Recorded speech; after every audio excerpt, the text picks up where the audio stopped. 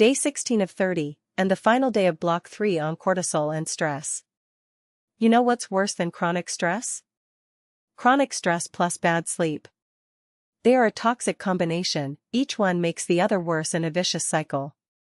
Cortisol keeps you awake. Lack of sleep raises cortisol. Higher cortisol makes it harder to sleep. And round you go. Today we break this cycle for good.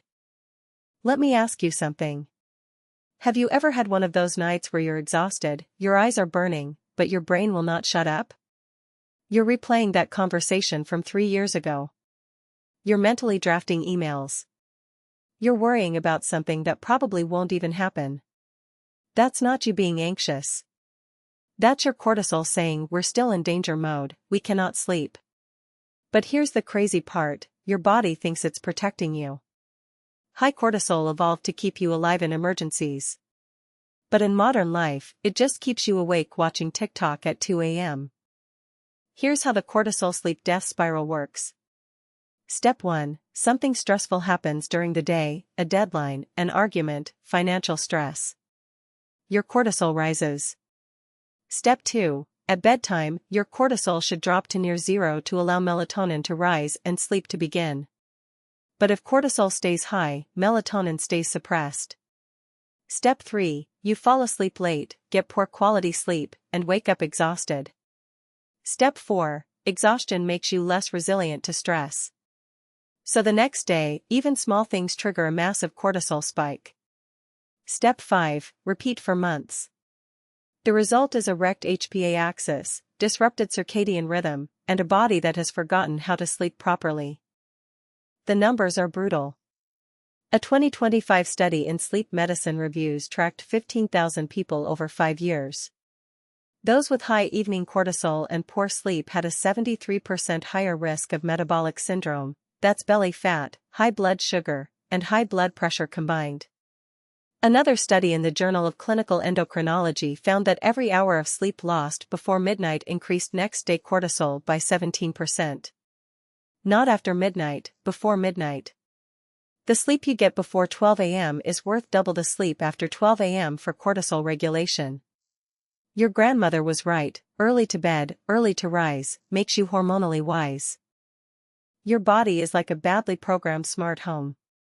Cortisol is the alarm system that thinks every noise is a burglar. Melatonin is the goodnight mode that turns off the lights. But here's the problem, you are the person who keeps tripping the alarm. You scroll your phone in bed, blue light hits your retinas, your brain goes, oh it's daytime, cancel the melatonin order. You check your email at 11 p.m., your brain goes, oh a work emergency, release the cortisol. You drink coffee at 4 p.m., your brain goes, oh we're energized, no sleep needed. Your smart home is not broken.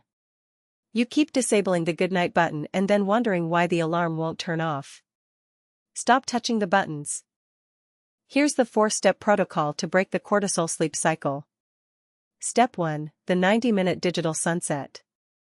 No screens 90 minutes before bed. No phone, no laptop, no TV. Blue light suppresses melatonin by 50%. Read a book. Take a hot bath. Talk to a human. Anything except a screen. Step 2. The 2 p.m. caffeine cutoff. Caffeine has a 6-hour half-life. A coffee at 4 p.m. leaves 25% in your system at 10 p.m. That 25% is enough to keep cortisol elevated and wreck your sleep architecture. Step 3. Evening wind-down routine. Same sequence every night for 30 minutes. Brush teeth, wash face, read fiction, dim lights. Your brain learns the pattern, this sequence means sleep is coming. Step 4. If you wake up at 3 a.m. with racing thoughts, do not reach for your phone. Get up, walk to another room, read a boring book for 10 minutes, then return to bed. Do this every time. Your bed should only be associated with sleep.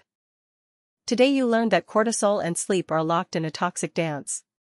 High cortisol kills sleep. Bad sleep raises cortisol.